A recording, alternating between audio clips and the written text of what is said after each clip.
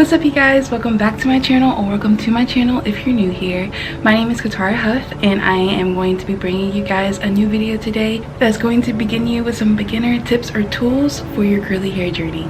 I know it's a move right now for people to be doing the big chop, be going natural and everything, but there's more things behind going natural than is put out there, and especially if you deal with low porosity like I do, this video is going to help you out a lot. If you don't already follow me, make sure to follow my TikTok and my Instagram. Subscribe to my channel to get notified every Thursday at 12 whenever I upload a new video. Alright guys, well if you need some help and you need some tricks and some tools, come along and let's finish off this video. I'm going to do a more detailed video of my hair journey, but just to summarize it, I have been natural since my sophomore year in high school, so like 5 so years.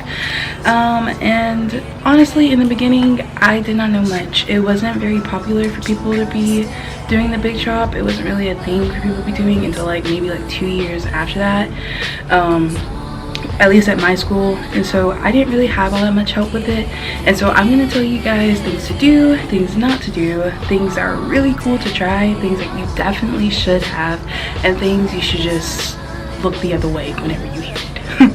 If you guys do not know what your porosity is or your hair type is, there are simple diagrams online to find out your hair type. A small test for you to do to find out your porosity is the hair wire test. With this right here, you're going to get a cup of water and you're going to fill it up, not all that much, not to the very top, but like 3/4, so you can see, preferably a clear cup. And you're going to take a strand of hair and you're going to put it in the water, preferably a freshly washed strand of hair, so you can see what your natural porosity is. You'll wait 1 to 3 minutes and then you'll look at it and see where the hair is to determine your porosity. Low porosity people, your hair just sits at the top. It does.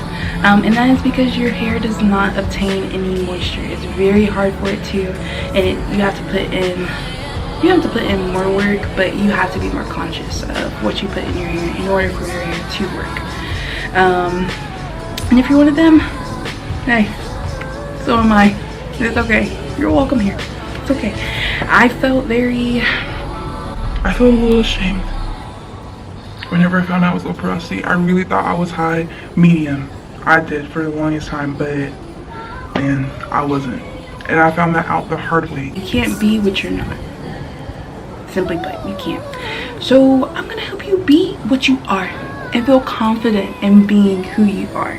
So this video is going to be hair tips for all hair types, but it's mostly gonna be focusing on low porosity babes. So I already got you guys. Let's get on this video so I can help you find out what to do with your hair, baby girl. Let's go. This is just going to be the basics, and then I'll go more into detail with low porosity further on in the video. But right now, just the basics. Number one thing, you don't have to cut your hair in order for you to be considered natural. I'll say that again. You don't have to cut your hair in order for you to be considered natural. You're considered natural once you stop perming your hair. It's how you maintain your hair after that. If you keep your permed hair and that's what you consider your natural hair, but you're not still perming it, you're natural. You just have dead hair, or you just have straight hair, type of thing. You don't automatically have to go into the big chop in order for you to start your journey. You can start as simple as with having an LOC method, which is going to be number 2. Whenever you start your curly hair journey, make sure that you have a method. You just need 3 solid products to start out with. You don't need a whole, you don't need every little thing, because I thought that I did, but you don't. You just need 3 simple things, which if you haven't heard of, it is LCO or LOC. Which they both stand for the same thing. It's just different ways to place it. For more general people, you're going to be using the LOC method, which is leave-in, oil, and cream. That method is very useful to high porosity people, because that's what helps their hair obtain that moisture and everything. But it's just a leave-in conditioner that you leave in your hair. Some people do use regular conditioner. I used to use regular conditioner whenever I first started out. It may help with high porosity people, I'm not sure, but low porosity, please do not do that. That is a complete no-no with us, okay? It's just going to lead to nothing but buildup, breakage, and dryness. It's not going to help you at all. But leave-in conditioner, oil, there's different oils that help for different hairs, but I specialize in low porosity, so high porosity you may have to find another video. But oil, and then cream. A cream can be like, it's a cream. I mean, some people switch out their creams for gels, some people switch them out for custards. You just need a moisturizing holding or molding like product, if that makes sense.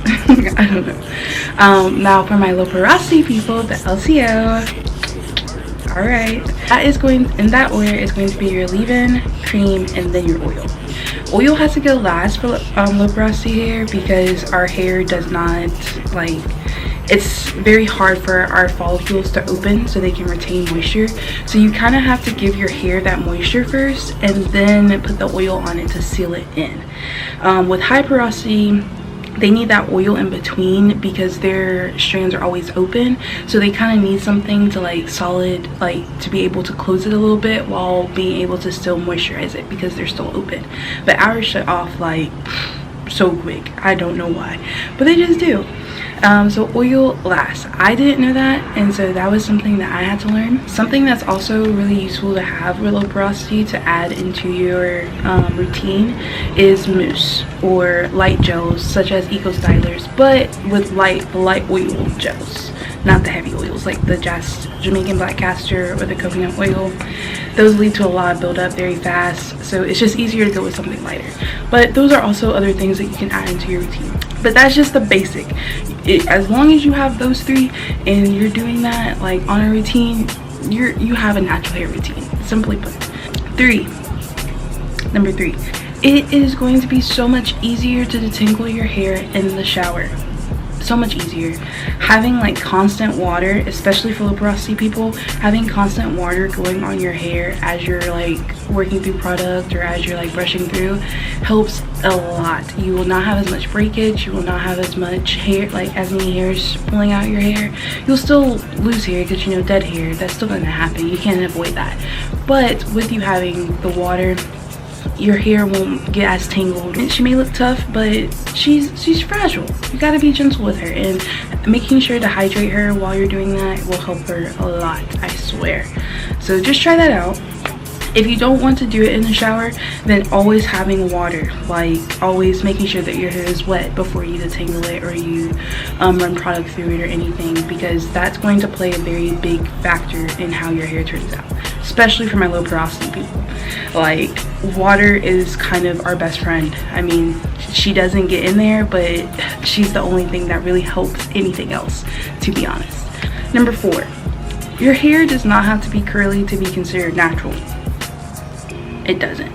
Your hair is considered natural once it's just like you're not alternating it with any chemicals, which are perms or whatever else falls into that category.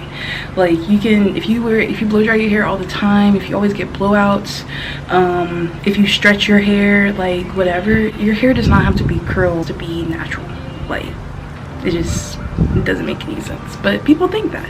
And so I'm just letting you know, like, if curls are not your look, if you don't like the way you look, I know people who don't like the way they look with curls, and it's 100% understandable that like not everyone's with that movement. Like, that's not your fault, and that's, but anyways, just don't feel bad for not wanting to have curls or not wanting to have your curly hair.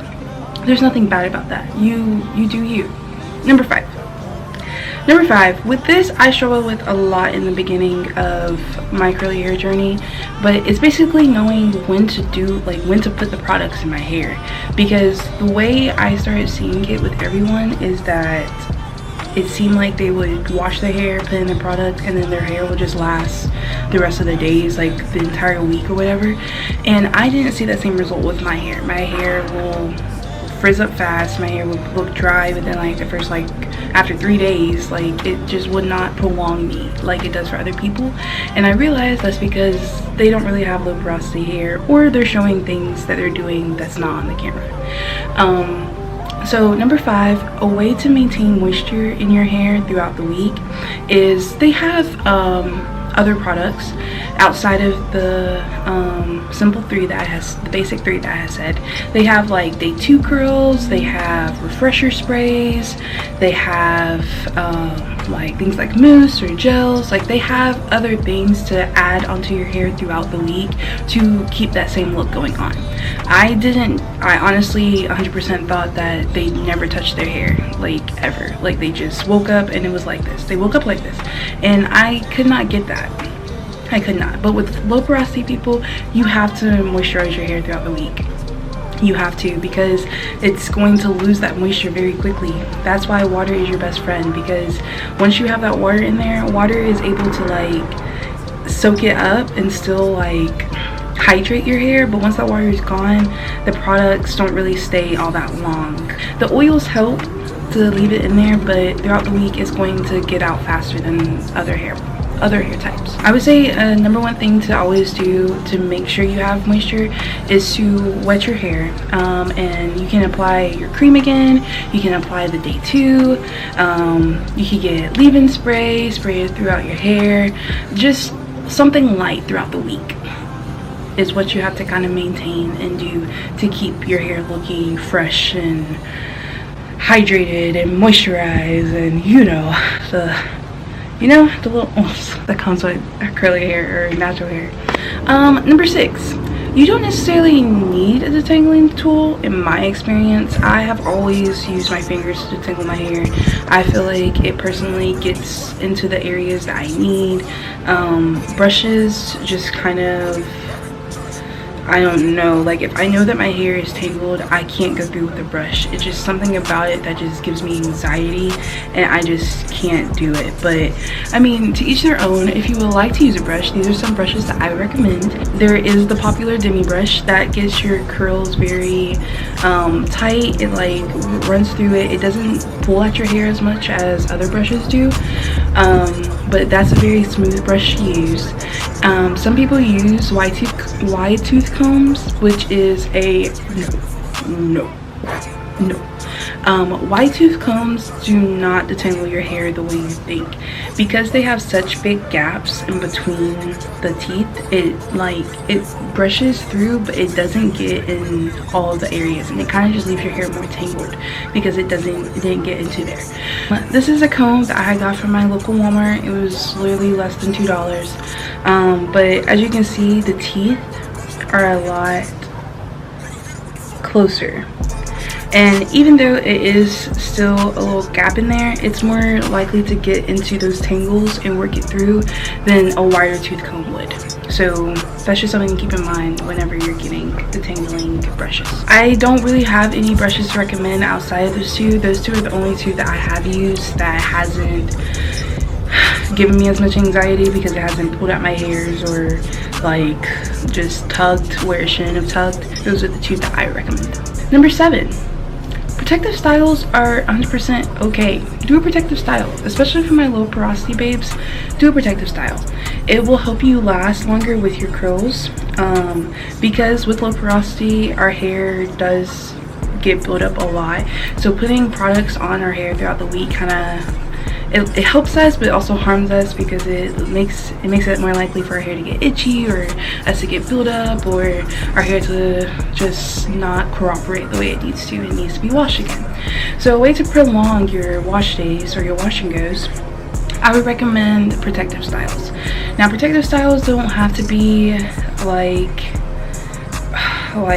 out there or like so extravagant. Like, protective styles can be as simple as you giving yourself 2 French braids down, cornrows, or something that I do, as I posted in one of my videos, is I'll do like simple little cute hairstyles like the bohemian box braids, or I'll give myself twists, or I'll just braid my hair, or I'll just something like picking a style for that week to kind of, well, not for that week, but picking a style for a good time frame of that week will help you a lot with not having as much buildup or having to put as much products back through your hair or anything.